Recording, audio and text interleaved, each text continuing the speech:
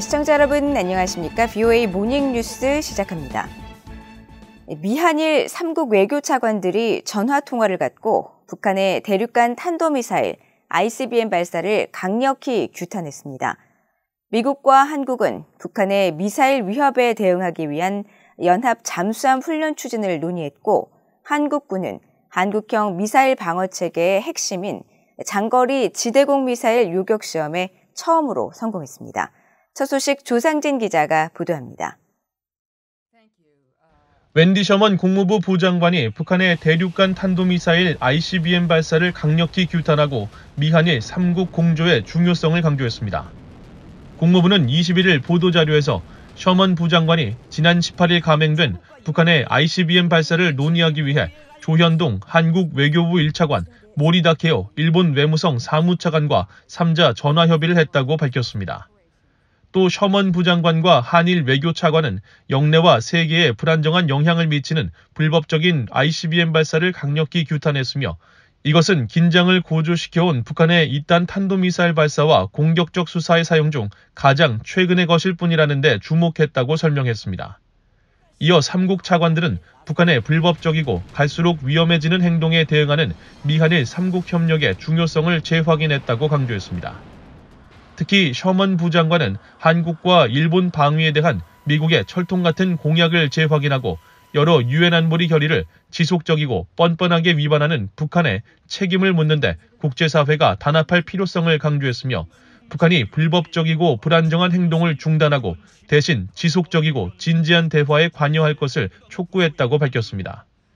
북한의 미사일 발사 위협에 대한 대응 논의가 지속되는 가운데 미국과 한국은 내년 연합 잠수함 훈련 추진 등 대북 억제 방안을 논의했습니다.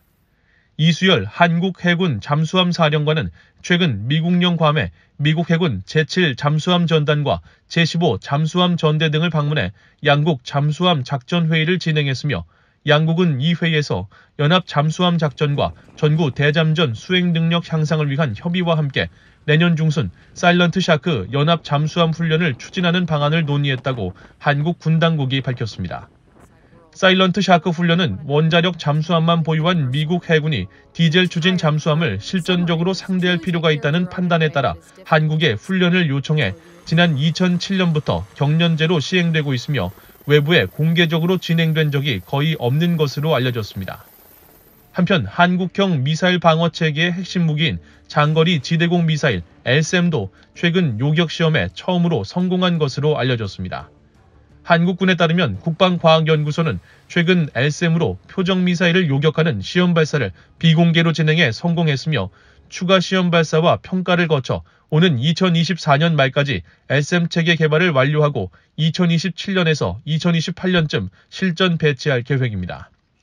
LSAM은 북한 탄도미사일이 고도 5-60km에서 비행할 때 요격하는 것을 목표로 개발되고 있으며, 실전 배치될 경우 고도 40에서 150km의 상층부를 방어하는 고고도 미사일 방어체계 사드와 고도 40km 미만의 하층부를 담당하는 패트리언 미사일, 중거리 지대공 미사일 천궁2 등과 함께 다층적 방어체계를 구축하게 됩니다. VOA 뉴스 조상진입니다.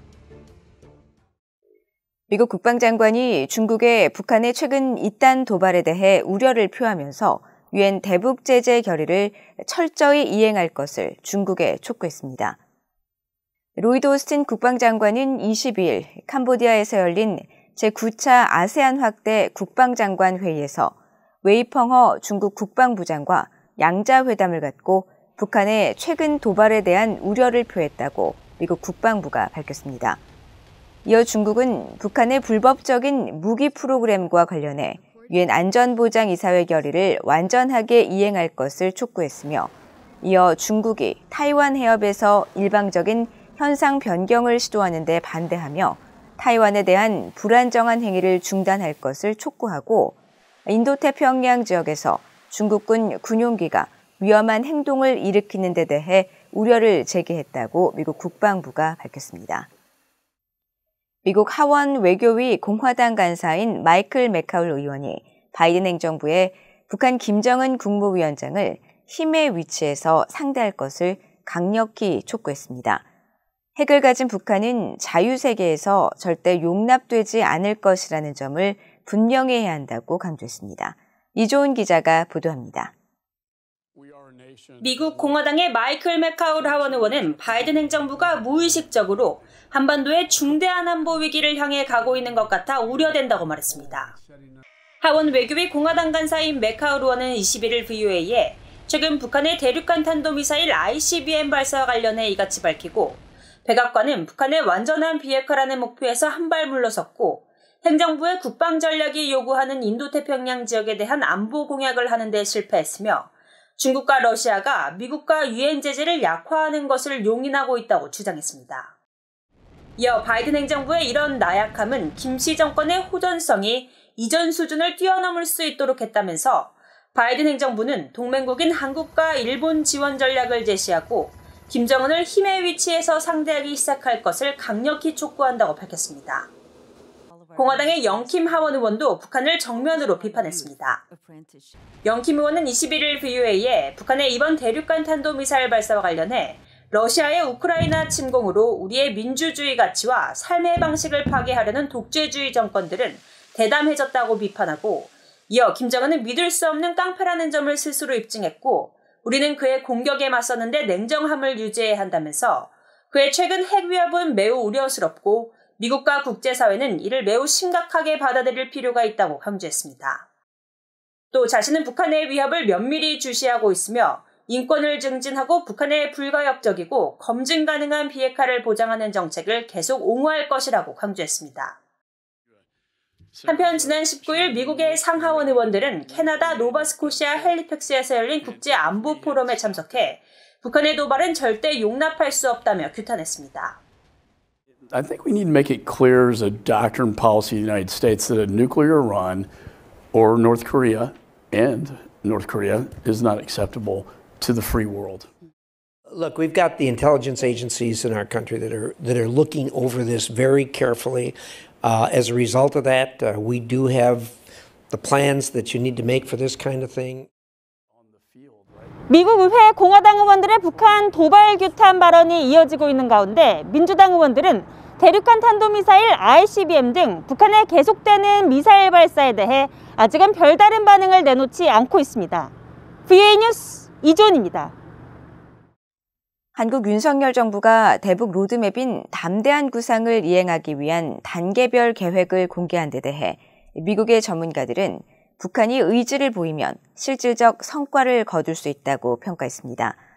다만 북한의 호응을 얻기 위해서는 구체적인 조치가 필요하다는 견해와 함께 비핵화에 관심이 없는 북한이 근본적인 문제라는 지적도 나왔습니다. 박동정 기자입니다. 에반스 리비어 전 미국 국무부 동아시아 태평양 담당 수석 부차관보는 21일 VOA에 한국의 윤석열 정부가 담대한 구상의 단계별 구체적 시나리오를 발표한 것을 긍정적으로 평가했습니다. 비핵화가 대북 목표라는 점이 이전 정부보다 더 확고히 드러난 것은 고무적이며 이것은 실질적이고 전향적이며 진정성 있다면서 북한 주민들을 돕고 한반도 평화의 근본적인 장애물을 해결하고자 하는 한국 정부의 진정한 바람을 반영하는 것이라는 설명입니다. 패트릭 크로닌 허드슨 연구소 아시아태평양 안보석자도 북한의 비핵화 조치와 맞물린 담대한 구상은 북한의 의지만 있다면 실질적 성과를 낼 수 있는 정책이라고 평가하면서 인도적 지원의 전체 스펙트럼과 북한 정권이 관여할 수 있는 외교 기회까지 효과적으로 포함하고 있다고 설명했습니다. 하지만 이런 한국 정부의 구상을 실현할 수 있는 첫 관문은 북한의 호응이며 좀 더 구체적인 제시가 필요하다는 지적도 나옵니다. If you're just holding out there a third stage of being denuclearization, really North Korea doesn't want to have that discussion right now. They may be willing to have a discussion about a freeze.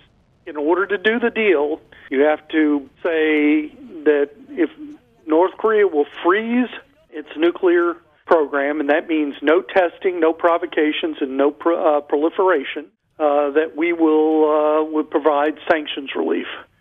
And if you can, then you'll start to work toward something that hopefully at some point will move from a freeze to the tentative steps toward denuclearization.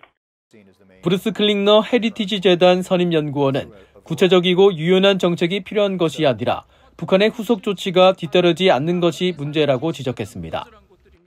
We've curtailed and canceled military exercises for 4 years. We've provided 30 security guarantees that we can get North Korea to denuclearize.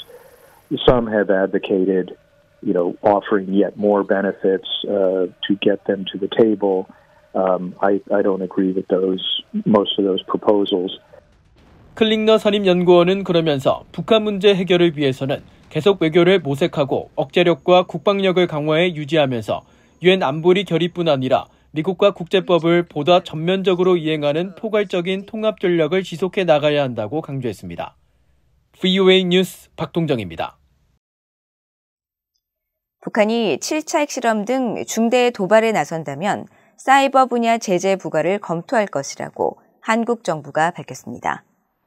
임수석 한국 외교부 대변인은 20일 정례브리핑에서 북한의 도발이 지속되고 있는 만큼 추가적인 독자 제재 조치도 검토하고 있다면서 이같이 밝히고 한국 정부는 북한이 7차 핵실험 등 중대한 도발을 감행하면 전례 없이 강력한 대응이 이루어져야 한다는 인식 아래 북한의 사이버 활동 관여 인사에 대한 제재 지정과 사이버 분야 제재 조치 등도 검토할 것이라고 밝혔습니다. 또 북한의 대륙간 탄도미사일 ICBM 발사에 대한 국제 공조와 관련해서는 한국 정부는 북한의 반복되는 안보리 결의 위반에 대해 국제사회에 엄중한 메시지가 발신될 수 있도록 안보리 이사국을 포함한 주요 우방국들과 긴밀히 공조해 나갈 것이라고 강조했습니다. 일본이 적의 탄도미사일 공격에 초기에 대응할 수 있는 이지스-3 탄도미사일 요격에 성공했습니다. 일본 방위성은 21일 보도자료를 통해 지난 15일 미국 하와이 앞바다에서 이지스 구축함에 탑재된 SM-3 블록 2A 요격 미사일 한 발을 발사해 미군이 발사한 모의 중거리 탄도미사일 목표물을 고도 100km 이상에서 파괴하는 데 성공했다고 밝혔습니다.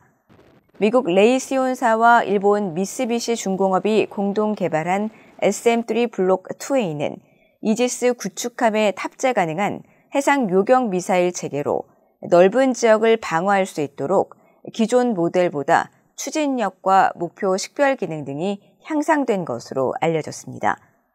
일본 방위성은 이번 발사 성공을 통해 확장된 고도와 사거리를 방어함으로써 탄도미사일 공격으로부터 방어와 대응이 가능해졌다면서 해상자위대 소속 이지스 구축함 8척 중 4척에서 해당 요격 미사일 발사가 가능한 만큼 이번 회계연도부터 실전 배치를 진행할 것이라고 밝혔습니다. 이상으로 VOA 모닝뉴스를 모두 마칩니다. 시청해주신 여러분 고맙습니다.